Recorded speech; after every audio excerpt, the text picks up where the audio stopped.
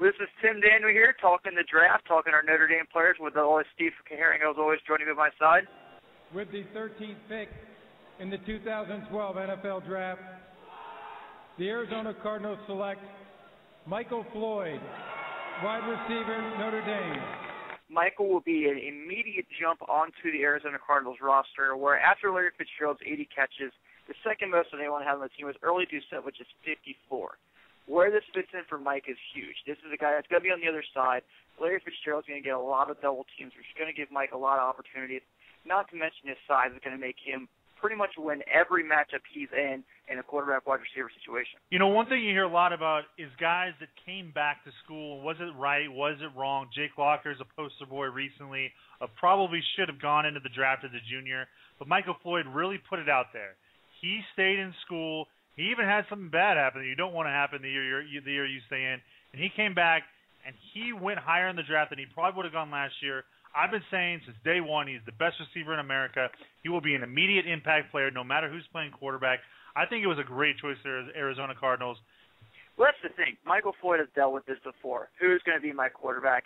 Who's going to be the guy under center? And it's something that he's gotten really comfortable with. Remember during the draft, I mean, when they're showing his highlight reel, that little 35-second video, I think they showed 4 quarterbacks in that whole thing. I mean, I don't know if any other guy had to deal with that in their highlight tape. He's a guy that attacks the football in the air. He's going to play. He's going to score touchdowns. And with Larry Fitzgerald on the other side, it's just absolutely lethal. They could be the best combo in the NFL, if not this year, maybe next year. Again, that is pretty much going to be like a real-life action game of Madden every Sunday. You know, I will love to be playing with them in Madden, but if you are a Notre Dame fan, how are you not going to be the Minnesota Vikings when you play Madden? How are you not going to do it? It's Notre Dame North now. 5 players now from the University of Notre Dame are going to be suiting up in that purple and gold that we all really don't like that much, but we might start liking a little more. Reminder to the fans listening. With the 29th pick in the 2012 NFL Draft, the Minnesota Vikings select Harrison Smith, defensive back, Notre Dame. First time since 1994, 2 Notre Dame players going in the first round of the NFL Draft, and the next Notre Dame player to come off the board in the 5th round, Robert Blanton. Now, curious, a lot of scouts had pegged him. He's possibly going to play safety in the NFL, but that's kind of drafting 2 safeties on a team that's returning both their safeties, and they lost one of their starting cornerbacks. So Blanton may get his first look at corner, or maybe he's going to play that nickel dime slot. He played so well for his sophomore, junior years at Notre Dame where he was super productive. You want to know little stats on the Vikings defense? Let's start off at it wasn't good. They were next to last in the NFL in points per game allowed, allowing 28.1 points per game. They were 21st actually in total defense, and their pass defense was the 26th out of 32 teams in the NFL. These guys are going to have a chance to come in and make a big impact. We remember Harrison Smith's senior season before this last year as a grad student. He had so many interceptions that were huge, key in the game. The Minnesota Vikings played 16 NFL games last year and had 8. The number 1 team in the NFL had 31. Like I said, they lost their best cornerback. Cedric Griffin has moved on to another team. So they didn't have a single player in the top 75 for defensive backs and tackles. These guys are going to get a chance to come in and play early. I'm excited about watching some Minnesota Vikings game this year. How about you? Yeah, you can't complain when you see a bunch of your guys out there. You know, not just the Harrison Smiths and Robert Blantons, but we're going to see Kyle Rudolph, and we're going to see John Carlson. We might see a little New England Patriot action there with the Notre Dame tight ends. John Sullivan being on that offensive line. I mean, that's 5 Notre Dame guys there. It's a team you've got to watch and support. I know a lot of Notre Dame fans are big-time Chicago Bears fans in the general area, so you're going to have to put a soft spot in your heart for the Minnesota Vikings when the ND boys come to Soldier Field. Soft spots here. We know who your team is. You make it pretty evident which city you're rooting for the majority of your sports, and they grabbed, with an undrafted free agent, a guy we all really like, 4-year starter. Tell us about how you feel about that pick. I tell you what, I love it. I haven't had the joy of watching a Notre Dame Fighting Irish football player for the Cincinnati Bengals since Chinedum Ndukwe and Dan Santucci were drafted together in the 7th round of the 2007 draft. I like Trevor Robinson being a Bengal because he has a lot of upside, and there's a good chance he might get some playing time. For those who aren't as familiar with the Bengals, I can tell you like this. They have a very young offensive line, an offensive line that struggled a lot last year. The reason that they were successful and they had that playoff run was Andy Dalton and A.J. Green just clicked. This team this year, their goal was reinventing their running game I think Trevor Robinson could be a really good addition to that.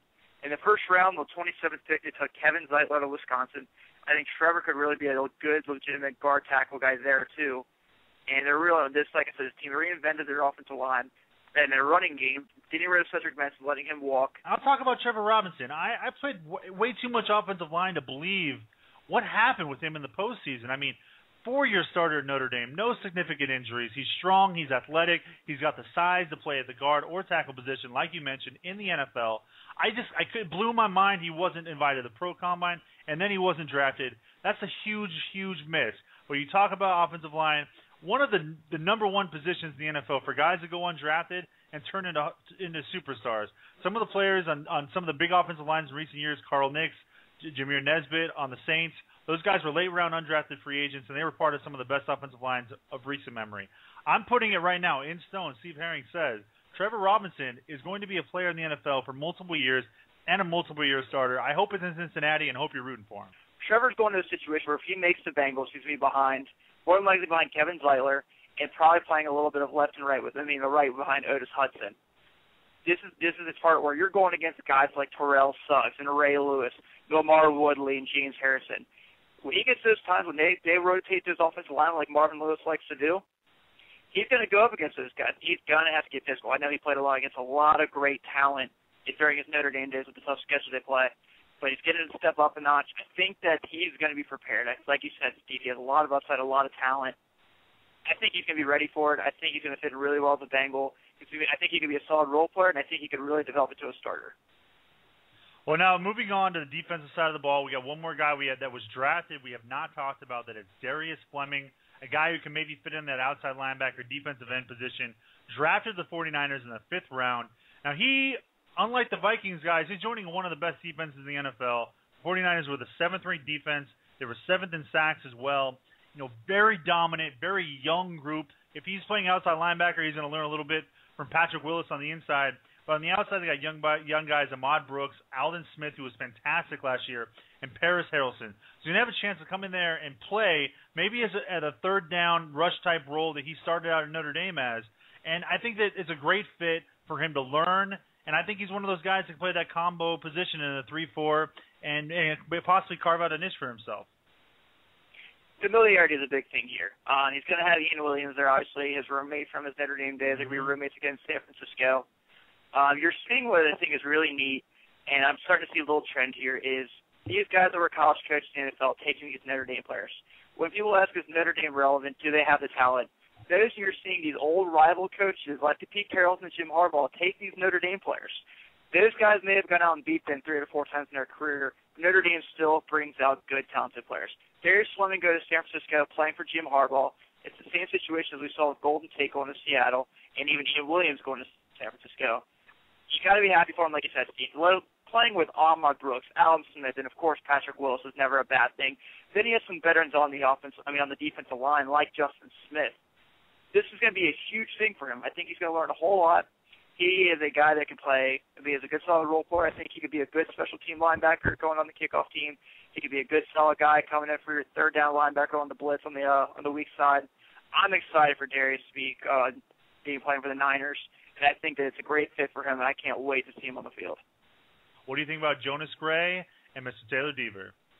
Jonas Gray, I think, should have been drafted. I know, I'm a Notre Dame guy. I'm biased. You can say whatever you want there. But this was a guy that really – we're going to look back at Jonas Gray's time at Notre Dame. We're going to say he was one of the most underused talents in his career.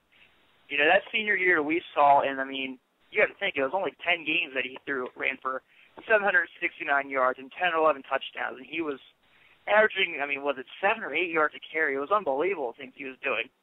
Now, he had the injury. It hurts his stock, obviously, and it's really unfortunate.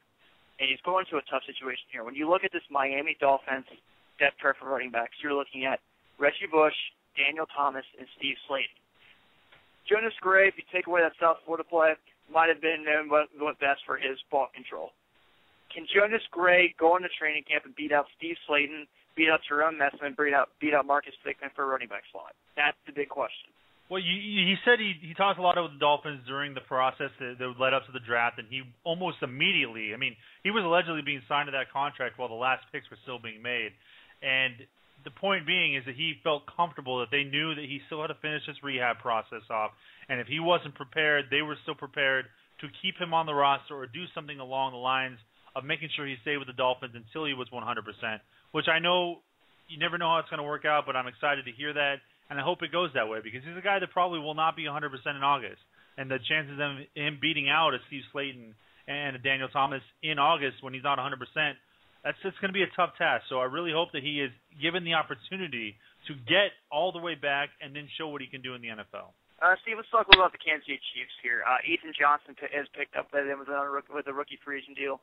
A lot of people were really surprised by that. Not the fact that he wasn't drafted, but the fact that he got a contract. I know where I go with my theory of if you let the sports ticker make your opinion about sports, then you're ruining sports. Because Ethan Johnson was never had a big name on the bottom line of Sports Center, but he always was a physical player, and it's a guy I always enjoyed watching play. He's going to a situation with Kansas City where he's going to be probably, if he makes a team behind Tamba Hali, Kansas City is just taking Dontari Poe in the first round for a team that had a horrible defense. They were 31st in the league last year in points, I think 25th in yards. The only thing they did right was 15th in rushing yards.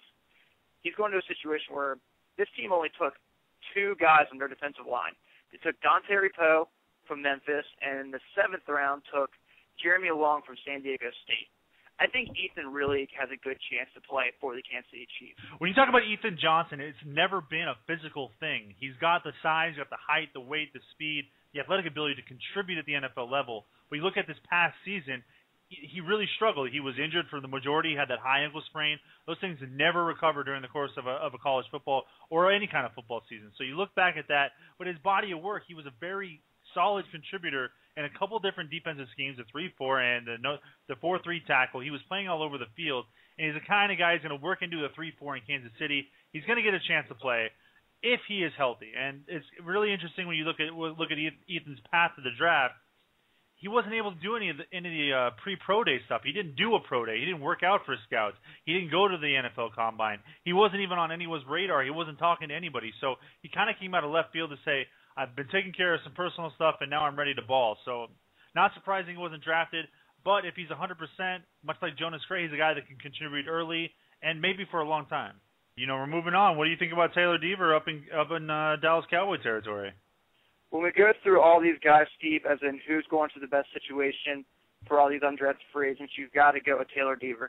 Last year, the Dallas Cowboys were one game away from the postseason. This team is actually really good on offense. Yes, I know. There's Tony Romo. There's Des Bryant. Tony Romo is known for his struggles when the pressure's on. But we're here looking at a team right now. Steve, this team last year was 11th in the league in yards per game at 375.5. Passing yards, Tony Romo was 7th.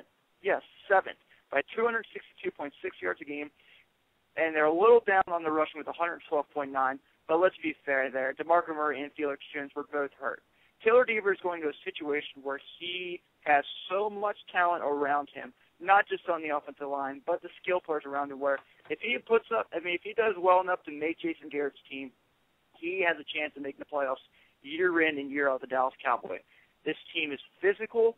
This team has a lot of talent. They're so athletic. When you talk about those guys like DeMarco Murray and Des Bryant, Laurent Robinson, if Tony Romo can get some stuff in there, Taylor Deaver might be led to a Super Bowl ring eventually. That's about it, though, Tim. That's the guys that have been signed up, right? Are we missing anybody that's been signed to a contract in the NFL? Not yet. I know we're still waiting to hear from Gary Gray and David Rufford, which is unbelievable to me. How does a guy go his junior year by only missing one field goal and not even get a look? Yeah, I think I'm going to try and talk about those guys in my final little burn of the show, but I think that those guys are going to end up in camp somewhere. We're going to have a chance they're going to have a chance to prove themselves as well as Notre Dame in the NFL at some point. I agree. Well, guys, this was Tim Talks the Draft. Thank you again. Steve, had a lot of fun. I will. Thanks for coming on, buddy. Talk to you later. See you, man.